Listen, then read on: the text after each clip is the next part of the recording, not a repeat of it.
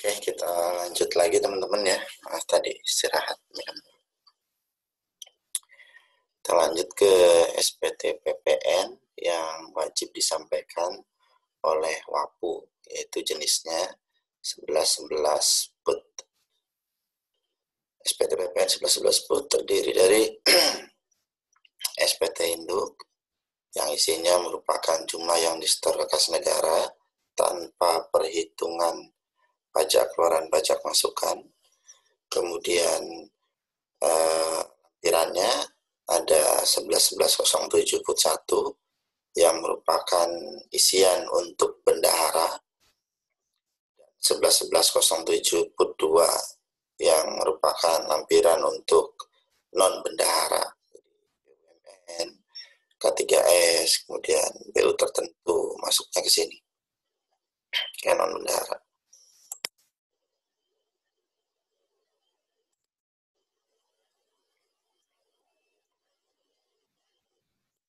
Sebagaimana kita ketahui, jenis pemungut mungkin secara garis besar kita bisa bedakan menjadi dua, yaitu ada bendahara dan non-bendahara. Bendahara terdiri dari bendahara yang sumber dananya berasal dari APBN, kemudian bendahara yang sumber dananya berasal dari APBD, dan yang ketiga adalah bendahara pemerintah desa. Kenapa dibedakan tersendiri? Karena dia sumber dananya berasal dari keduanya. APBN dia dapat, APBD juga dia dapat. Kemudian non bendahara terdiri dari kontraktor-kontrak kerja sama perusahaan minyak dan gas bumi dan kontraktor pemegang kuasa atau pemegang izin pengusahaan sumber daya panas bumi.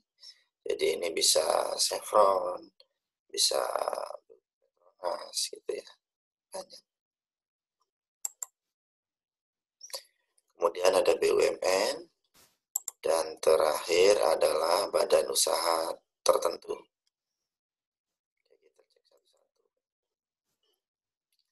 Pertama BUMN, ini dasar hukumnya adalah Peraturan Menteri Keuangan Nomor 85 tahun 2012.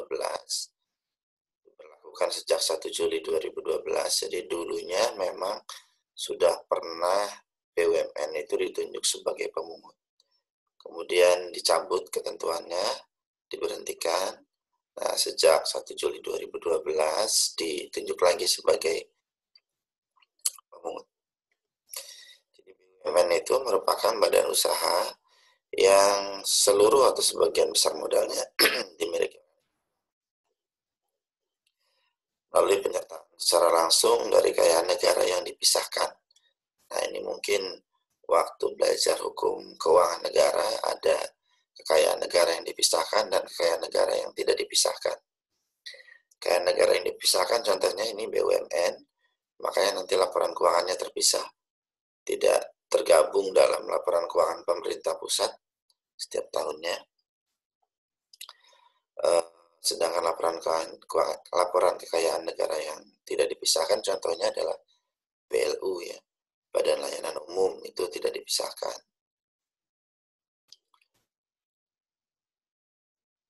Tidak termasuk anak perusahaan dan JO. Kemudian BUMN apabila 100% modalnya dimiliki oleh negara, namanya bentuknya adalah perusahaan umum perum.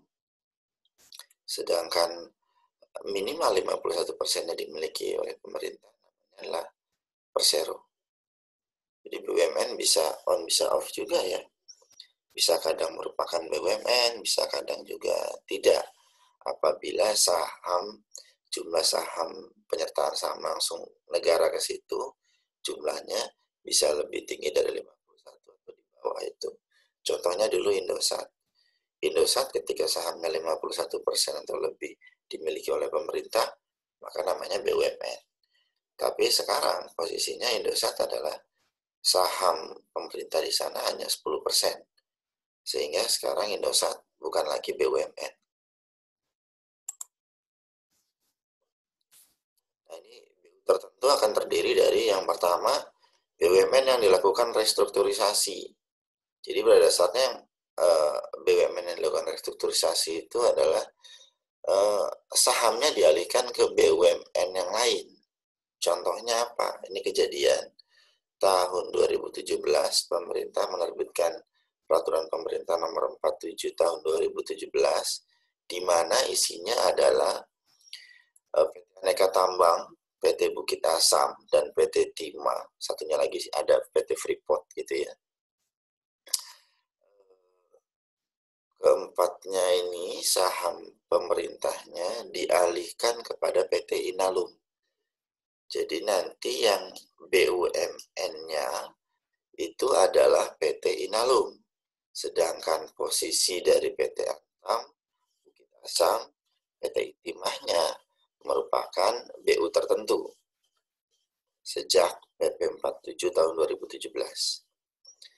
Kemudian badan usaha yang bergerak di bidang pupuk yang telah dilakukan restrukturisasi, ini yaitu PT Pupuk Sriwijaya Palembang, PT Petrokimia Gresik, PT Pupuk Kujang, PT Pupuk Kaltim, dan PP Pupuk Iskandar Muda. Sedangkan badan usaha yang lain, ini kita ketahui ya, PT Telkomsel ini anaknya Telkom tentu saja, Indonesia Power dan Pembangkitan Jawa Bali ini anaknya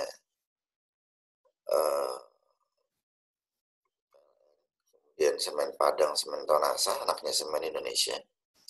Nah ini Pertamina dari sekian banyak anak usahanya dan cucu usahanya gitu, yang ditunjuk sebagai pemungut dalam BU tertentu hanya Elnusa.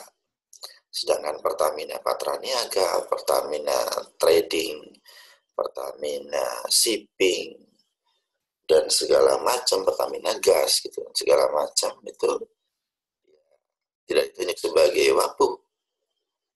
Jadi biasa aja transaksi ke yang lain, kecuali ke Elnusa. Elnusa maka transaksinya jual ke sana adalah 03. Kemudian ke Krakatau Wajatama, ini anaknya Krakatau Steel. Raja Wali Nusindo, ini anaknya RNI.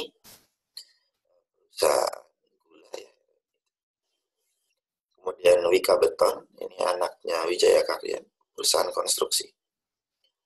Kemudian Kimia Farma Apotik, Kimia Farma Trading Distribution, ini anaknya Kimia Farma.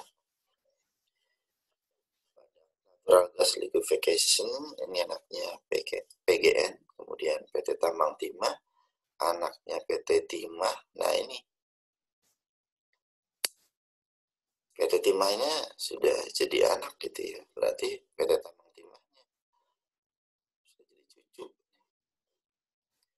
Kemudian PT Terminal Peti Kemas Surabaya, anaknya Pelni.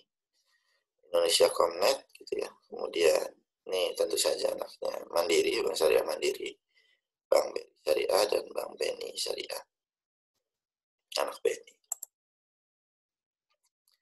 Nah ini kemudian, jadi pada umumnya transaksi dengan bendahara dan transaksi dengan wapu yang non bendahara akan terjadi wapunya aktif. Mereka yang akan memungut. Tapi ada hal-hal di mana wapunya tidak aktif atau tidak terjadi pemungutan oleh wapu. Berarti apa? PKP yang memungut atau tidak terjadi pemungutan gitu. Contohnya, misalkan yang pertama, pembayaran yang jumlahnya paling banyak termasuk jumlah PPN atau PPNBM yang terutang dan tidak merupakan pembayaran yang terpecah-pecah. Contohnya satu hal saja, misalkan kita ambil contoh PT Vineta gitu ya, yang perusahaan isi ulang tinta cartridge itu menjual satu buah cartridge dengan nilai 500.000 kepada PKN Stan.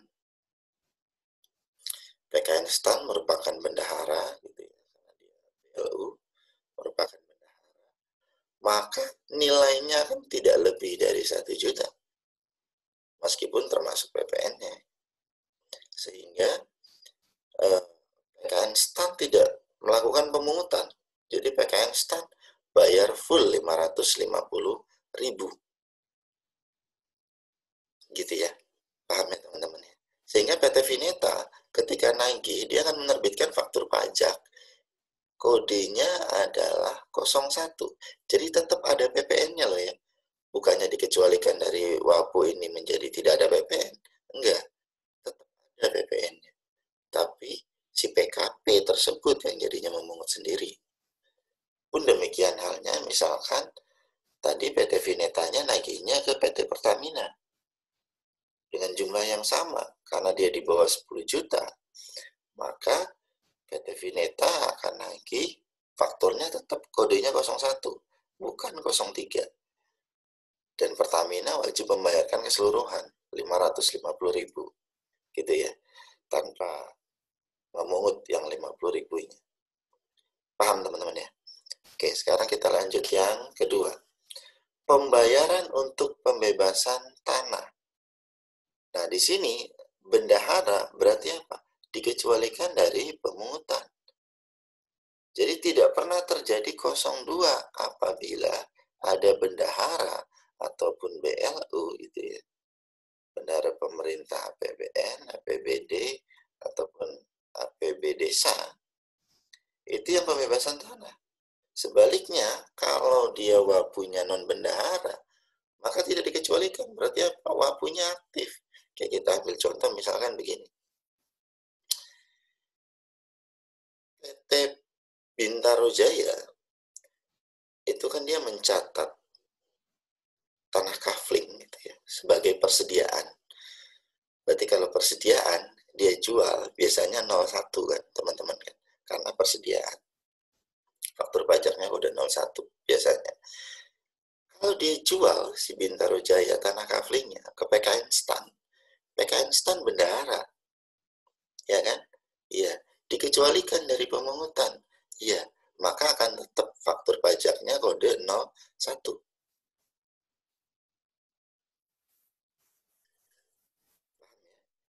Jadi PKN Stan akan bayar full.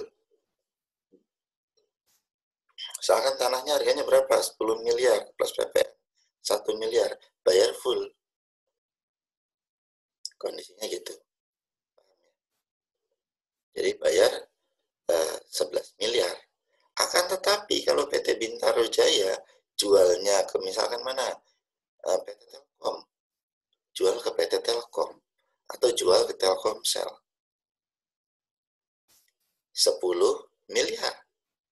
PPN-nya 1 miliar.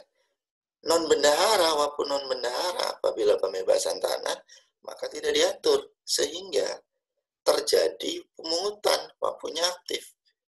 Maka Bintaro Jaya atas transaksi penjualan tanah kafling ke PT Telkom tersebut akan terbit faktur pajak kode 03. PT Telkom hanya membayarkan harga tanahnya saja 10M, sedangkan yang 1M dia pungut wapunya aktif, dia pungut, dia setorkan ke kas negara langsung. Paham ya teman-teman ya? Oke. Contoh yang lain masih terkait dengan pembebasan tanah. Sekarang bagaimana apabila gitu ya? Bagaimana apabila misalkan si tanahnya bertanah kaflingnya dia mencatatnya bukan persediaan. Contohnya misalkan begini. PT ABC dia punya sebidang tanah yang di atasnya adalah kantor. Maka PT ABC akan mencatat itu sebagai aktiva tetap atau aktiva yang menurut tujuan semula tidak untuk diperjualbelikan. Kondisinya Pak, dia jual misalkan ke PKN Stan. Maka si PT ABC karena ini tidak dikecualikan akan tetap lagi dengan posisi kode berapa fakturnya? Ya, 09. Kenapa? Aktiva yang menurut tujuan semula tidak untuk diperjualbelikan. BC akan menerbitkan faktur kode 09 ke PKN Stan. Misalkan jumlahnya 5 miliar, PPN-nya 500 juta, sorry. Sehingga PKN Stan akan membayarkan 5,5 miliar. Itu ya teman-teman ya. Ya, sedangkan kalau misalkan dia jual, si PT ABC jualnya ke tadi contoh misalkan PT Telkom gitu ya, BUMN atau anaknya Telkom deh, PT Telkomsel gitu ya, BU tertentu, maka si PT Telkomsel dia merupakan WAPU dan pembebasan tanah tidak diatur. Berarti apa? WAPU-nya aktif, terjadi 03, maka PT ABC menjual tanah dan bangunan tersebut ke si PT Telkomsel. Faktornya adalah kodenya 03, mereka yang akan memungut. PT Telkomsel membayarkan 5 miliar saja, 500 jutanya dia setorkan langsung ke kas negara karena dia aktif gitu. Oke, kita lanjut contoh yang ketiga. Pembayaran atas penyerahan BKP atau JKP yang mendapat fasilitas PPN tidak dipungut atau faktur pajak kode 07 atau dibebaskan, faktur pajak kode 08. Ini misalkan contohnya apa ya? PT Erlangga misalkan jual buku kuliah ke PKN STAN. Buku kuliah ke PKN STAN dapat fasilitas, dia dibebaskan, ya kan? Misalkan harganya faktur pajak, misalkan harganya berapapun ini tidak diatur angkanya, misalkan harganya 100 juta. Harga 100 juta, maka Erlangga akan buka faktur pajak kode 08. DPP-nya 100 juta, PPN-nya 10 juta. PPN ada apa enggak? Ada, tetap dibebaskan itu ada PPN-nya 10 juta, tapi tidak ada pihak yang membayarkan PPN ataupun menyetorkan ke kas negara. Sehingga si bendahara di sini, misalkan PKN STAN, bayarnya berapa? Ya 100 juta. 10 jutanya gimana? Dia setorkan ke kas negara enggak? Enggak. Kenapa? Karena dibebaskan. Gitu loh ya. Pun demikian kalau misalkan Erlangga jual ke misalkan PT PLN, maka PLN bayarnya berapa? Tetap 100 juta. Yang 10 jutanya gimana? Dia pungut apa enggak? Tidak. Dia setorkan kas negara enggak? Tidak. Dia bayarkan ke Erlangga enggak? Tidak. Akan tetap seperti itu. Dia hanya bayarnya harganya saja. Itulah dibebaskan. Pun demikian halnya misalkan kalau tidak dipungut gitu ya. Transaksi yang tidak dipungut.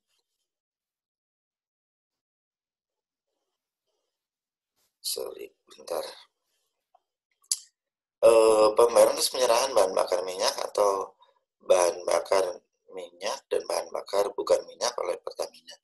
Pertamina akan menerbitkan faktur pajak, dokumen yang kedudukannya dipersamakan dengan faktur pajak.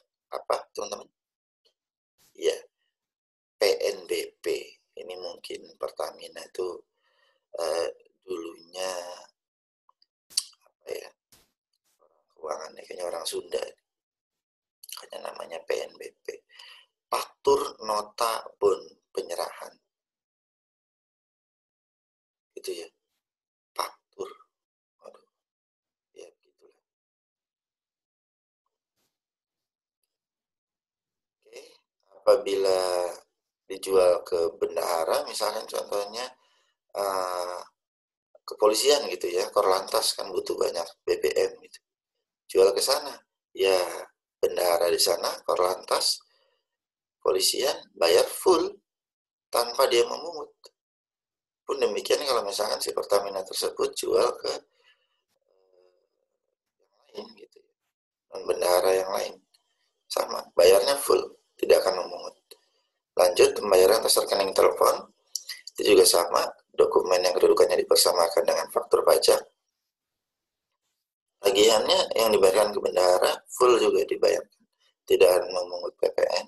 Demikian pula ke non bendahara kan dibayarkan full juga, tidak akan memungut. Ya, lanjut, pembayaran atas jasa angkutan udara yang diserahkan oleh penerbangan juga sama, dokumen yang kedudukannya dipersamakan dengan faktur pajak, maka tagihannya akan dibayarkan full meskipun ke bendahara ataupun non bendahara. Nah, bagaimana kalau non BKP, non JKP? Ya jelas-jelas ini tidak kena PPN, masuk negatif list. Gimana ada PPN-nya ya kan? ya wapunya juga di sini baik bendahara non bendahara tidak bisa mungut, gitu ya. Nah, sekarang bagaimana teman-teman apabila terjadi kasusnya begini? Yang jadi PKP itu adalah BUMN. Dia jual kepada bendahara atau dia jual kepada BUMN lain. Contoh misalkan begini, PT Wijaya Karya, dia mendapatkan kontrak pembangunan gedung di PKN Stan. Ketika nagih, gitu ya, Wijaya Karya, BUMN, PKP, dia nagih kepada PKN Stan, bendahara. Bagaimana tuh posisinya? Satunya BUMN, satunya bendahara. Apakah akan saling pungut-pungutan gitu? Tidak, teman-teman ya. Akan tetap salah satu. Kita cek yang menjadi pembelinya siapa? Bendahara. Oh, berarti si bendahara wapunya aktif.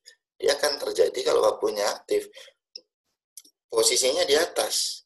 Kemudian kita cek yang kedua tadi. Jasa konstruksi, apakah termasuk yang dikecualikan? Oke, yang pertama ini umum, kemudian ini tanah, ini dibebaskan, ini Pertamina, bla bla. Enggak.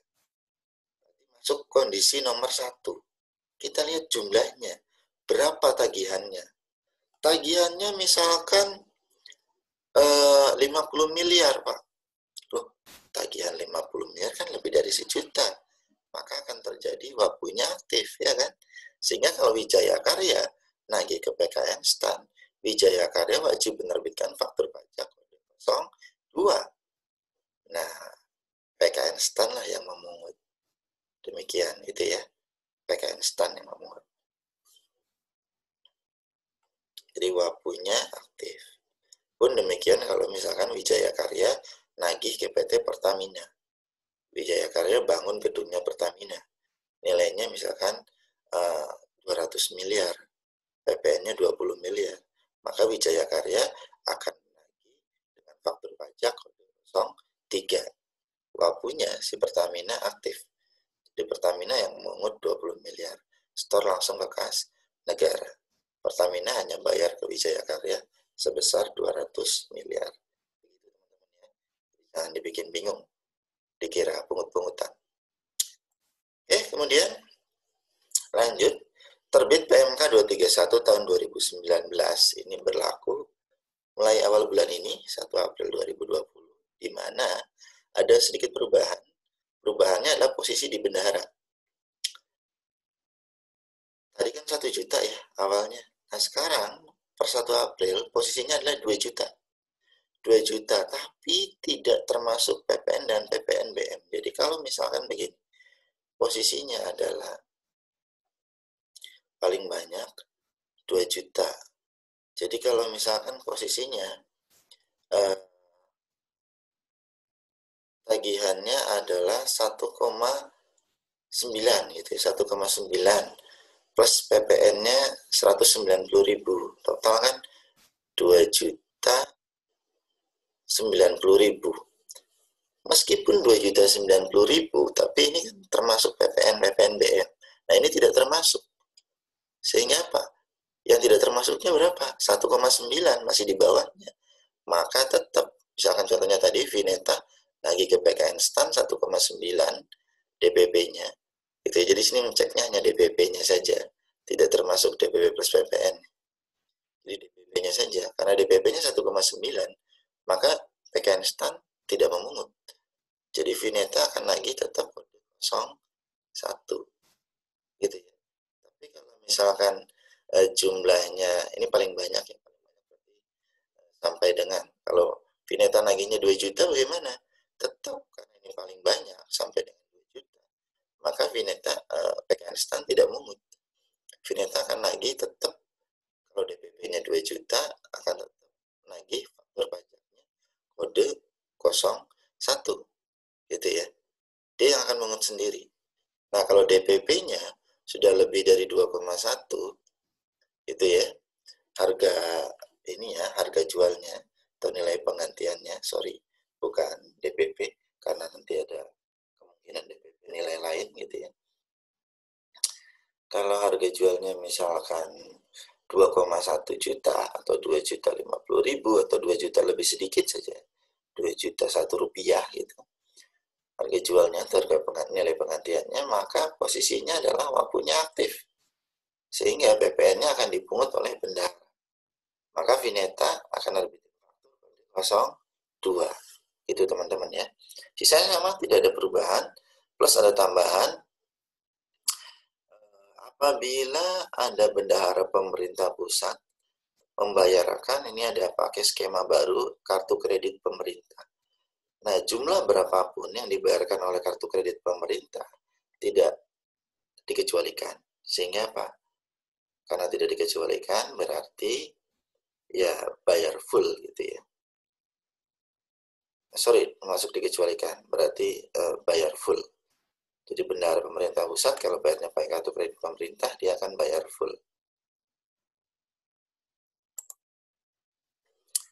Nah, ini jangka waktu penyetorannya untuk bendahara pemerintah pusat dan daerah gitu ya, diatur kalau dia mekanismenya uang persediaan itu adalah dana yang ada di bendahara, cash gitu ya, cash yang ada di bendahara, itu namanya UP. Mungkin ini teman-teman waktu mempelajari materi HKN ya, nah, itu akan ada. Jadi ada mekanisme UP dan ada mekanisme LS. Kalau mekanisme UP berarti bendahara yang membayarkan langsung ke sirekanan. Ini biasanya nilainya yang di bawah 100 jutaan. Bendahara yang membayarkan langsung. Nah, kalau mekanismenya UP, maka jangka waktunya adalah si bendahara dikasih jangka waktu 7 hari dari tanggal pembayaran gitu ya, untuk menyetorkan PPN-nya.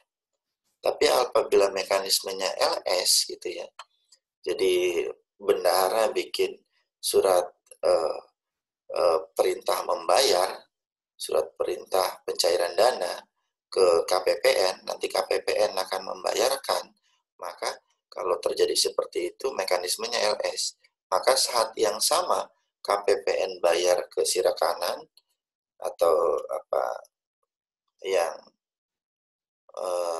menjual barang jasa kepada pemerintah gitu ya, hari yang sama rekanan mentransfer uang ke sana, hari yang sama rekanan KPPN membayar uang ke si penjual barang jasa ke pemerintah, maka hari yang sama KPPN akan menyetorkan PPN-nya ke kas negara. Itu jadi nggak ada jeda hari. Kalau tadi yang bendahara pemerintah pusat, daerah atau desa yang mekanismenya uang persediaan itu jangka waktunya adalah 7 hari. Sedangkan pemerintah pusat atau daerah. Sedangkan kalau pemerintah desa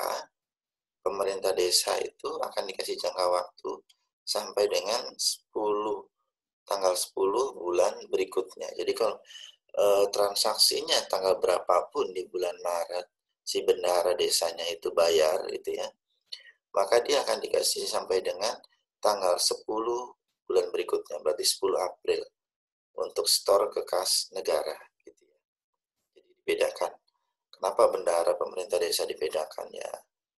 Bisa jadi desa itu jauh dengan bank gitu ya, atau bisa jadi SDM-nya juga ya masih pengetahuan perpajakannya masih sedikit kurang, jadi mungkin butuh waktu. Sedangkan untuk wapu yang non bendahara, jadi BUMN, K3S dan segala macam, ini adalah tanggal 15 bulan berikutnya. Jadi sama, pemungutan apa saja yang mereka lakukan, wapunya ya, pemungutan dari posisi wapunya. Karena BUMN itu ada kemungkinan, bukan ada kemungkinan yang sangat besar, dia berlaku sebagai wapu, dan dia juga berlaku sebagai PKP. Ketika posisinya dia berlaku sebagai wapu, dia beli barang dan jasa, maka dia akan pungut gitu ya. Karena wapunya sebagai wapu, dia akan pungut, dia setorkan langsung kas negara tanggal 15 bulan berikutnya. Sedangkan kalau fungsinya sebagai PKP-nya, maka dia akan terjadi posisi PKPM.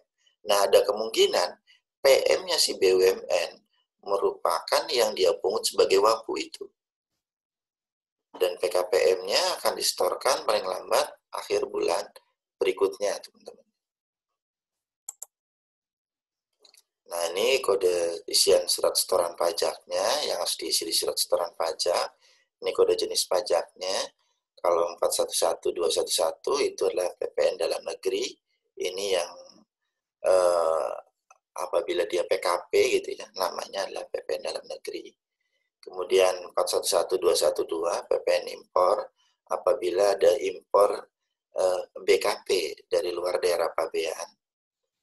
Kemudian ini 411221 ini PPNBM dalam negeri apabila PKP-nya menyerahkan barang yang tergolong mewah, maka akan ada PPNBM dalam negeri. Kode jenis pajaknya ini. Kemudian 411222 ini adalah untuk yang impor barang mewah. Untuk jenis setorannya adalah 100 masa. Masa ini maksudnya adalah ini yang digunakan oleh PKP yang mengkreditkan pajak keluaran pajak masukan. Sedangkan 101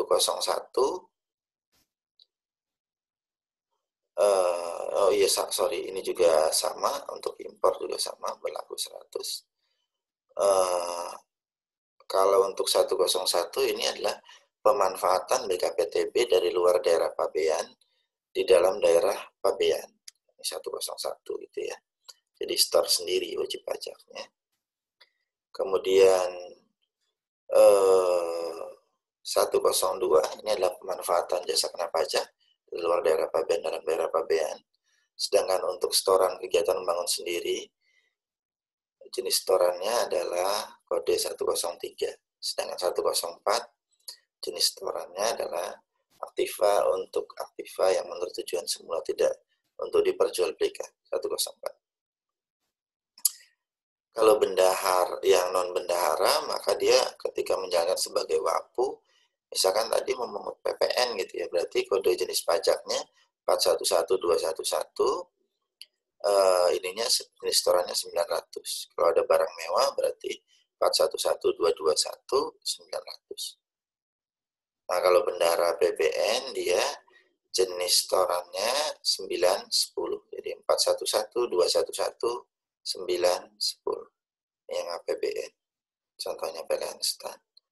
Ini 920 bendahara APBD kalau misalkan Dinas Pendidikan Kota Tangerang Selatan.